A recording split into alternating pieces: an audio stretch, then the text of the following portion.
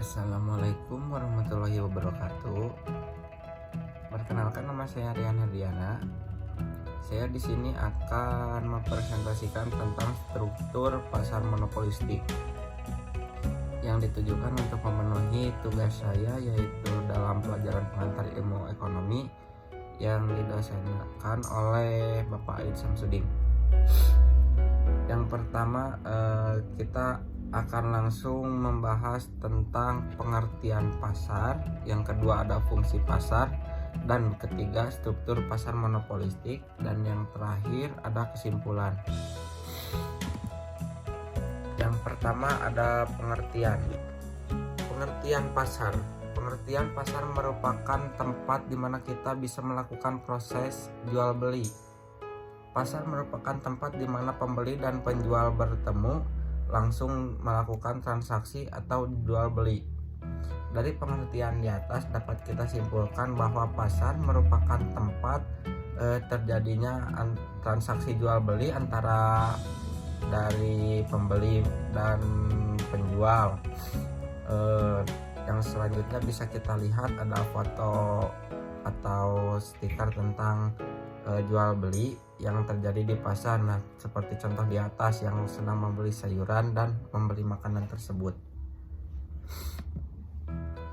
Adapun yang selanjutnya menurut para ahli, pasar menurut para ahli. Saya akan menyebutkan satu saja yang menurut para ahli, yaitu menurut Kotler 2003. Pasar merupakan tempat bertemunya penjual dan pembeli yang melakukan transaksi barang atau jasa di tempat secara fisik. Jadi yang disebutkan oleh Kotler 2003, pasar merupakan tempat bertemu dan bertemunya penjual dan pembeli yang melakukan maupun transaksi barang ataupun fisik. Yang seperti contohnya barang, membeli makanan, membeli sayuran, dan ataupun ada yang disebut dengan transaksi jasa. Transaksi jasa yang disebutkan adalah misalnya ada transaksi jual jasa, misal ada kulit panggul, ada yang sebagainya. Yang selanjutnya ada fungsi pasar.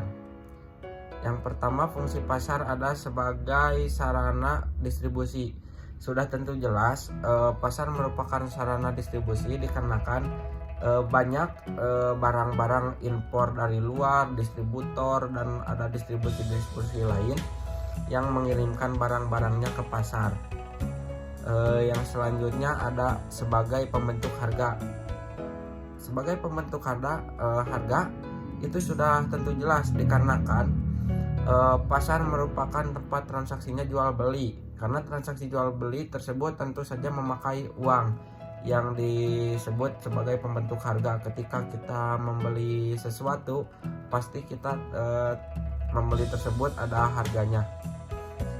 Yang selanjutnya ada sebagai sarana promosi. Tentu saja pasar merupakan sarana promosi dikarenakan ketika kita melakukan transaksi barang ataupun jasa, kita dapat mempromosikan tersebut. Contohnya seperti kita mempromosikan barang kita. Misal kita menjual sayuran, kita akan melakukan promosi sayuran, membandingkan harga, membandingkan kualitas, dan melakukan promosi yang lain. Contohnya seperti barang dari toko ini merupakan barang yang berkualitas, yang baru, yang baik. Nah, itu yang bisa disebut sebagai sarana promosi.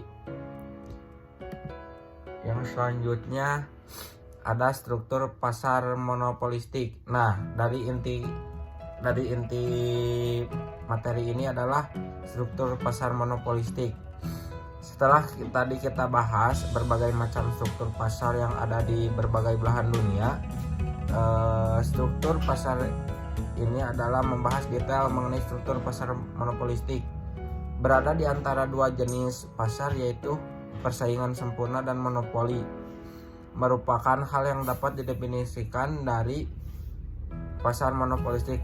Oleh karena itu, sifat-sifat yang dimiliki oleh pasar monopolistik dari pasar persaingan sempurna juga ada dalam pasar monopolistik. Suatu pasar di mana terdapat banyak produsen yang banyak menghasilkan produk berbeda. Corak identifikasi produk merupakan definisi dari pasar persaingan monopolistik. Sukimo monopolistik Sukimo 1997 dan 2094. Barangnya dijual dengan harga yang berbeda, average maker, dengan barang yang lain ada di pasar karena definisikan produk yang dijual memberikan peluang untuk penjual lain, menurut Bapak Karim. Yang terakhir ada kesimpulan. Kesimpulan dari materi tersebut adalah